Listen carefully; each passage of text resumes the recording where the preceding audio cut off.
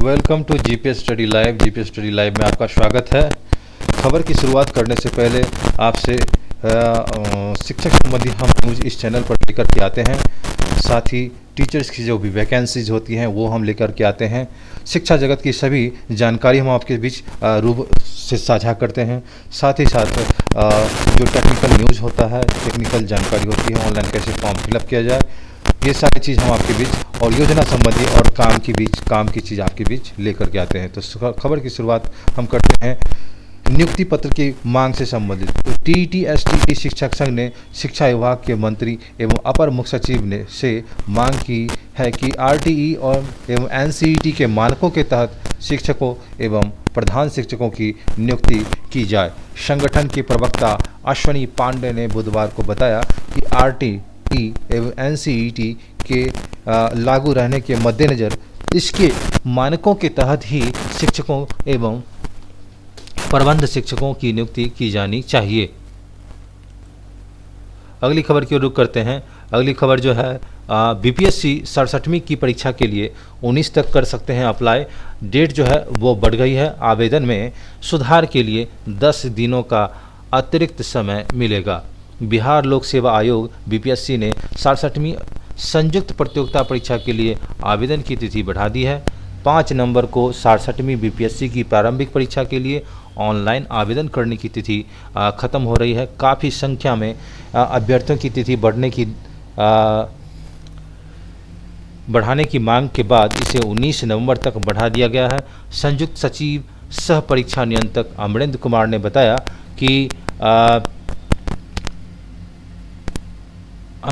बताया कि आयोग की ओर से पहले 723 पदों के लिए विज्ञापन जारी किया गया था। अब बिहार निबंधन सेवा के मद्य निषेध उत्पाद एवं निबंधन विभाग की ओर से अवर निबंधक के 3 पद बढ़ा दिए गए हैं। अब 726 पदों के लिए परीक्षा आयोजित की जाएगी। आवेदन में सुधार के लिए 10 दिनों तक का जो है अतिरिक्त समय दिया गया है। अभ्यर्थी 29 नवंबर तक आवेदन में ऑनलाइन सुधार कर सकेंगे। 67वीं बीपीएससी में सबसे अधिक पद ग्रामीण विकास पदाधिकारी के 133, ईओ के 110 पद, बिहार प्रशासनिक सेवा के वरीय उप समाहर्ता एवं एसडीएम के 88 पद हैं। प्रखंड कल्याण पदाधिकारी के जो हैं वो 52 पद हैं। सीओ के 36 पद हैं। डीएसपी के 20 पद शामिल हैं। 67वीं बीपीएससी परीक्षा 35 जिलों में संभावित है। परीक्षा में 23 जनवरी को संभावित है। ये अभी सभी डीएम को सेंटर चिन्हित करने को कहा गया है। अगली खबर की ओर रुख करते हैं। अगली खबर क्या आ रही है? तो अगली खबर है कि अब जेपी आंदोलन की पेंशन में होगी वृद्धि। राज्य मंत्रिपरिषद की बुधवार को विशेष बैठक में कुल 23 प्रस्तावों को मंजूरी दी गई। राज्य मंत्रिपरिषद की बैठक के बाद अधिकारियों ने बताया कि जेपी सम्मान योजना के तहत पेंशन के दरों में बढ़ोतरी की प्रस्ताव को मंजूरी दी गई है। राज्य मंत्रिपरिषद ने 23 प्रस्तावों को दी थी मंजूरी। किशनगंज और कटिहार में एक डॉक्टर बर्खास्त भी किए गए हैं। और शीतकालीन सत्र बिहार विधानसभा तथा विधान परिषद के शीतकालीन सत्र कार्यक्रम की भी स्वीकृति प्रदान की गई है। राज्य मंत्रिपरिषद ने बिहार विधानसभा के अध्यक्ष, उपाध्यक्ष और सचेतक के लिए 6 गाड़ियां की खरीद के लिए आकस्मिकता निधि से 1 करोड़ 13 लाख रुपए की व्यय की स्वीकृति दी गई है। किशनगंज सदर अस्पताल चिकित्सक डॉक्टर अनीता कुमारी को 2016 से लगातार अनुपस्थित रहने के आरोप में सेवा से बर्खास्त किया गया है। कटिहार सदर अस्पताल में डॉक्टर संजय कुमार गुप्ता को भी सेवा से बर्खास्त किया गया है। राज्य मंत्रिपरिषद की बैठक के बाद अधिकारियों ने बताया कि पटना उच्च न्यायालय में स्थानांतरित न्यायाधीश एवं पदोन्नत न्यायाधीशों के उपयोग के लिए 8 नई गाड़ियों को खरीद करने के लिए 2 करोड़ 30 लाख 74 हजार रुपये बिहार आकस्मिकता निधि से अग्रिम स्वीकृति प्रदान की है। शहरी क्षेत्रों में सटे ग्रामीण क्षेत्रों को विकसित करने के उद्देश्य से 20 क्षेत्रों की मंजूरी दी गई है। 20 क्षेत्रों में बक्सर, किशनगंज, कटिहार, सासाराम, डेहरी, मोतिहारी, औरंगाबाद, हाजीपुर, जमुई, सीवान, बेतिया, वगहा, लखीसराय, खगड़िया, अररिया, फरबिसगंज, सीतामढ़ी, भभुआ, मधुबनी एवं शिवहर आयोजना क्षेत्र में की घोषणा की स्वीकृति दी गई है। बिहार खाद्य संरक्षा सेवा नियमावली संशोधन 2021 के गठन के लिए मंत्रिपरिषद की स्वीकृति दी गई है। महिला चरखा समिति कदम कुआं में उत्पादन सह प्रशिक्षण केंद्र भवन निर्माण के लिए 8,72,44,000 का बिहार आकस्मिकता निधि के माध्यम से अनुदान राशि की मंजूरी दी गई है।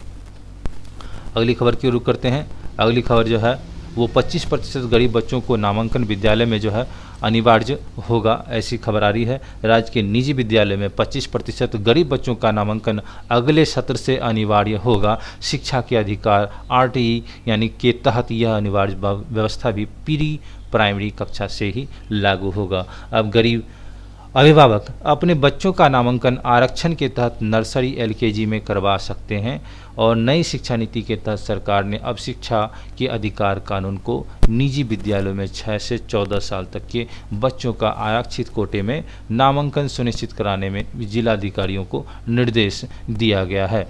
अगली खबर की ओर रुख करते हैं। तो अगली खबर जो है अब प्राइवेट स्कूलों की होगी। QR कोड की मॉनिटरिंग, फर्जी स्कूलों पर नकेल कसने के लिए शिक्षा विभाग की पहल है। 30 नवंबर तक QR कोड के लिए कर सकेंगे अप्लाई। QR कोड स्कैनिंग करते ही आ जाएगी स्कूल की पूरी जानकारी। वेरीफाई के बाद मिलेगा कोड। ऑनलाइन मॉनिटरिंग भी संभव हो सकता है और उसके बाद QR कोड का प्रोसेस अभी आने वाला है।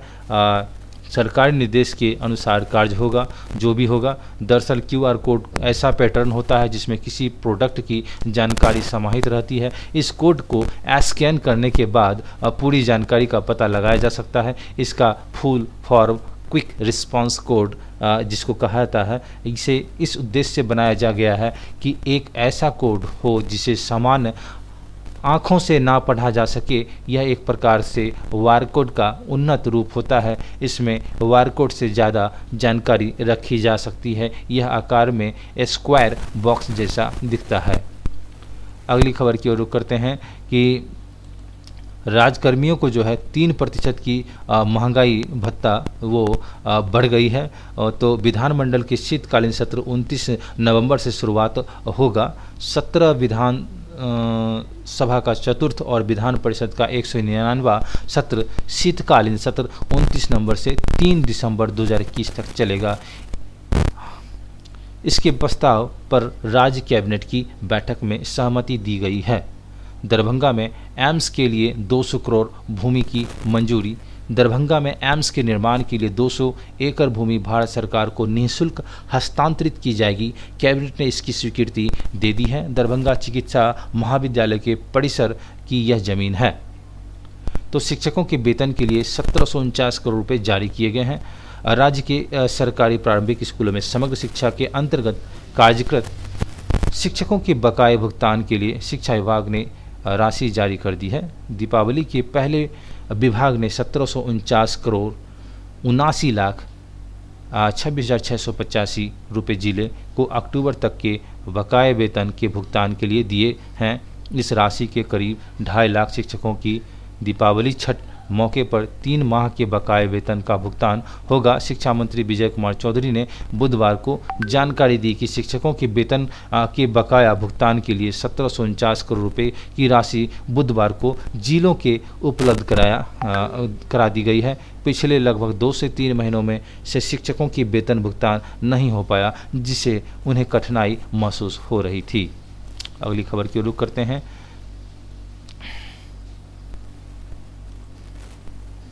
सभी जिलों में जो है नोडल ऑफिसर की तैनाती हो गई है।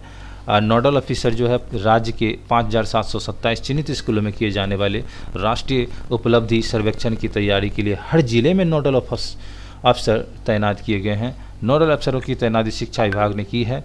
राष्ट्रीय उपलब्धि सर्वेक्षण जो है नेशनल अचीवमेंट सर्वेक्षण जो है जिसको वेरिफिकेशन कहते हैं, सर्वे जो होता है वो 12 नवंबर को होगा।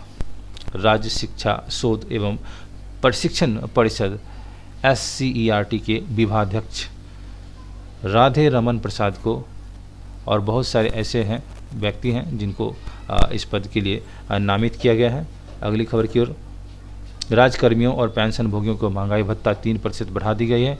मुख्यमंत्री की अध्यक्षता में हुई बैठक में 23 प्रस्ताव मंजूर। विधानमंडल का मानसून सत्र 29 नवंबर से 3 दिसंबर के बीच कजरा और पीरपैंती में ताप विद्युत के साथ सौर ऊर्जा का भी उत्पादन होगा। ये लखीसराय में पड़ता है। शहरों के प्लानिंग 20 शहरों के प्लानिंग एरिया प्रस्ताव को भी राज्य मंत्रिमंडल से मिली है झंडी। अगली खबर जो है 5 लाख कर्मियों को दीपावली का बोनंजा ऑफर दिया गया है। वही है 3 लाख नियमित और लगभग 2 लाख पेंशन भोगी कर्मियों के लिए एक और महंगाई भत्ता की भुगतान करने के लिए कैबिनेट की मुहर लग गई है। अगली खबर की ओर, प्रारंभिक शिक्षकों के वेतन को, यही चीज़ है खबर है। अगली खबर देखते हैं।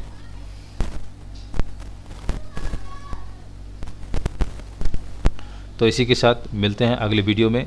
तब तक के लिए आप खुश रहें, स्वस्थ रहें और साथ ही साथ इस चैनल को आप लाइक सब्सक्राइब ज़रूर करें। इससे मेरा मनोबल बढ़ता है और हम आपके लिए कमेंट बॉक्स में आप किस तरह की जानकारी लेना चाहते हैं, कैसा न्यूज़ चाहते हैं, तो कमेंट बॉक्स में निश्चित रूप से बताएं। तब तक के लिए धन्यवाद। मिलते हैं अगले वीडियो में।